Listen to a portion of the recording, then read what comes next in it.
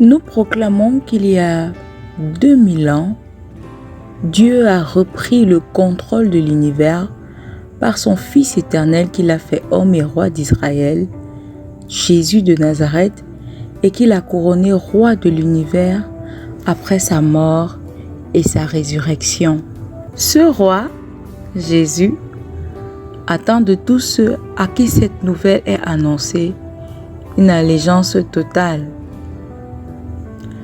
Tous ceux qui ont prêté allégeance au roi Jésus sont accueillis dans la famille et le royaume de Dieu, pardonnés de tous leurs péchés par le roi et réconciliés avec Dieu. Ils vivent et bénéficient des ressources du royaume de Dieu et de la communion du Saint-Esprit pour continuer à établir le règne de Dieu sur la terre. Jour 9. Objectif du jour. Insister sur le fait qu'on ne devient membre du royaume de Dieu tout simplement parce qu'on a entendu parler, mais plutôt parce qu'on a permis que le royaume prenne racine en nous et porte du fruit. Marc 4, 1 à 20. Concentrons-nous sur les versets 1 à 9. Il est écrit: Jésus commença de nouveau à enseigner au bord du lac. Autour de lui, la foule s'assembla si nombreuse qu'il dut monter dans une barque. Il s'y assit. La barque était sur le lac et tous les gens tournés vers le lac se tenaient sur le rivage. Il leur enseignait beaucoup de choses sous forme de paraboles.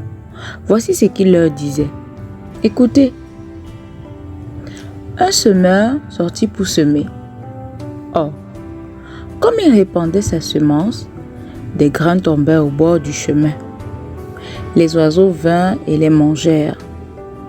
D'autres tombèrent sur un sol rocailleux et ne trouvant qu'une mince couche de terre, ils levèrent rapidement parce que la terre sur laquelle ils étaient tombés n'était pas profonde. Mais quand le soleil monta dans le ciel, les petits plants furent vite brûlés et, comme ils n'avaient pas pris racine, ils séchèrent. D'autres grains tombèrent parmi les ronces. Celles-ci grandirent et étouffèrent les jeunes pousses, si bien qu'elles ne produisirent pas de fruits. D'autres encore tombèrent dans la bonne terre et donnèrent des épis qui poussèrent et se développèrent jusqu'à maturité, produisant l'un 30 grains, un autre 60, un autre 100. Jésus ajouta: Celui qui a des oreilles pour entendre, qu'il entende. Un jeune homme qui souffrait d'une grave dépression a fini par consulter une psychiatre et lui dit non seulement à quel point il se sentait mal, mais aussi à quoi il rêvait nuit après nuit. Il se trouvait à l'intérieur d'une maison en feu. Un ami proche y mettait le feu et versait de l'essence sur les flammes. Il était terrifié, mais il finissait toujours par s'en sortir. Le psychiatre n'a eu aucun mal à l'expliquer. Dans le rêve, dit-il, la maison représente tout votre être. L'ami est une partie de votre personnalité qui est importante pour vous, mais qui, dans ce cas, vous cause des ennuis. L'histoire vous dit ce que, à un niveau inférieur à la pensée consciente, vous savez réellement ce qui se passe. Dans ce cas, bien que cette période soit très désagréable, vous finirez par en sortir sain et sauf. Le monde antique connaissait les rêves et leur interprétation. L'Ancien Testament en contient beaucoup. Les paraboles de Jésus sont en quelque sorte des rêves en quête de sens. C'est certainement le cas de celle-ci. Le texte de ce jour nous introduit dans une série de paraboles. Une parabole est une histoire codée qui vise à enseigner des leçons. Et nous commençons à nous poser la question de savoir Pourquoi Jésus doit en faire usage à ce niveau de son engagement dans la proclamation et le lancement de son règne en tant que roi d'Israël? Une question importante se pose à ce niveau. Pourquoi Jésus commence les enseignements? Nous devons comprendre que ce texte n'est pas un commentaire sur la façon dont les gens en général écoutent parfois les prédicateurs et parfois ne les écoutent pas. Il s'agit d'un commentaire spécifique, d'une caricature politique sur ce qui se passait alors que Jésus lui-même annonçait et inaugurait le royaume de Dieu. Jusqu'ici, nous connaissons qu'il y a deux groupes qui accompagnent Jésus depuis son introduction comme Fils de Dieu et l'annonce du règne de Dieu par lui-même. Mais par cet enseignement, il nous fait savoir qu'il y a plusieurs sortes de personnes autour de lui. Ses disciples sont montés à bord, les pharisiens et les scribes s'opposent et lui cherchent les problèmes. Mais ce n'est pas tout. Certains entendent et oublient. D'autres sont enthousiastes, mais à court terme. D'autres encore ont trop de choses à faire dans leur esprit et dans leur cœur. Oui, certains sont fructueux, très fructueux même. Mais Jésus donne un avertissement codé. L'appartenance au royaume n'est pas automatique. Le royaume vient bien, mais pas de la manière dont ils l'ont imaginé. Et pourquoi il code le langage? Jésus ne veut-il pas que tout le monde comprenne le message? Oui et non. Ce qu'il dit est une telle dynamite qu'on ne peut pas le dire directement dans la rue. Tout mouvement en faveur du royaume était déjà dangereux. Si Hérode ou les autorités romaines en entendaient parler, ils s'inquiéteraient. Mais si l'on apprenait que la vision du royaume de Jésus était radicalement différente de ce que la plupart des gens voulaient et attendaient, les gens ordinaires seraient eux aussi furieux. C'était doublement dangereux.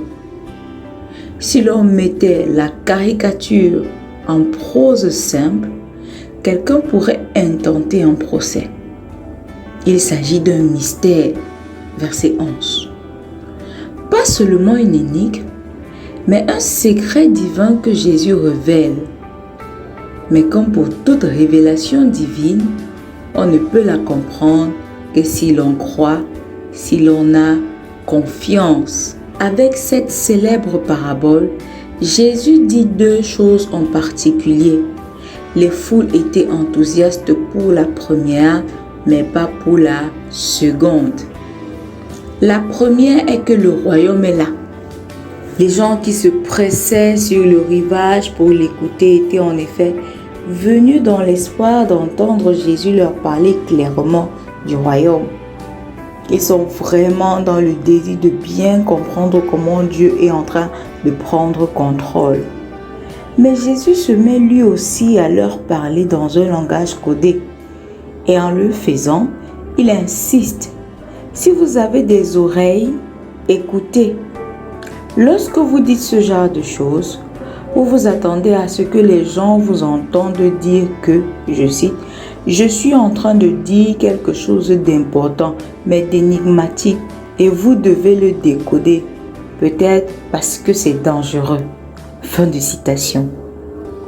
La première chose pour laquelle ces auditeurs étaient sur la pointe des pieds était la bonne nouvelle. Le mouvement du royaume de Jésus était en effet la restauration tant attendue du peuple de Dieu. Les indices, les signes et les symboles que Jésus avait lancés étaient vrais. C'était le moment. Tout allait changer. Dieu allait enfin libérer son peuple. La deuxième est qu'ils ne reçoivent pas le royaume. Mais la seconde, si surprenante et malvenue, était que la grande action du royaume de Dieu qui faisait irruption dans leur vie à travers les paroles et les œuvres de Jésus n'avait pas l'effet que l'on aurait pu imaginer. La graine était semée, c'est-à-dire qu'il était en train de faire ce que Dieu l'avait envoyé faire. Il implantait le royaume.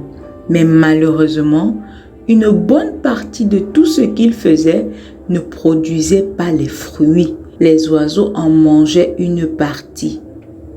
D'autres semences produisaient des plantes à croissance rapide sans aucune racine. D'autres encore étaient étouffées par les épines.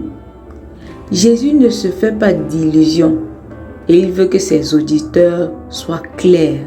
Oui, il s'agit de la nouvelle œuvre tant attendue de Dieu. Mais non, cela ne signifie pas que le peuple de Dieu peut simplement être affirmé comme appartenant naturellement au royaume ou que ses aspirations nationales peuvent être soutenues en l'état. Pourquoi Jésus donne cette parabole alors? Jésus avertissait ses contemporains que même s'ils étaient juifs, même s'ils faisaient en quelque sorte partie de l'équipe de Dieu, et même s'ils avaient souffert pour leur héritage, cela ne signifiait pas automatiquement qu'ils seraient le genre de terre qui produirait une grande moisson.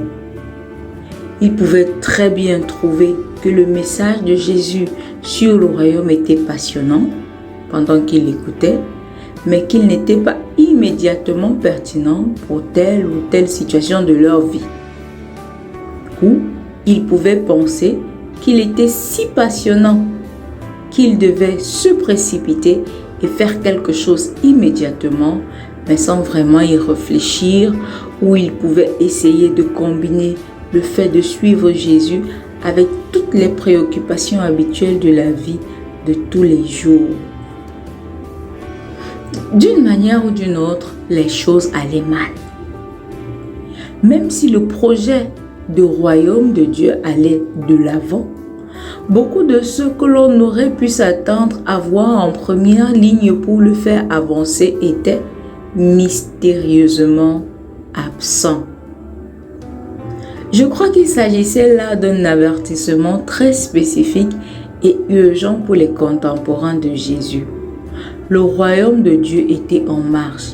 Il y aurait vraiment une récolte exceptionnelle, multipliée par 30, par 60 et par 100. Mais ils risquaient de ne pas en faire partie, même s'ils pensaient qu'il leur revenait de droit et même s'ils étaient enthousiastes à ce moment-là. Comme souvent, cependant, ce qui était spécifique aux premiers auditeurs de Jésus peut ensuite être traduit comme le message que nous avons besoin d'entendre et de dire aujourd'hui. Quiconque connaît l'état de la foi et de la vie chrétienne dans le monde d'aujourd'hui et particulièrement en Afrique, doit affirmer que les églises sont bondées de monde semaine après semaine et même dans certains jours après jour, de nouveaux mouvements enthousiastes apparaissent un peu partout. Cette parabole lance un avertissement notamment aux responsables de ces mouvements. Quelle est en avant tout la semence qui est semée? Mon constat, c'est que pour la plupart, le message est très incertain et inconstant. Jésus aurait de la peine à s'identifier à certaines de nos églises qui sont dites de Jésus.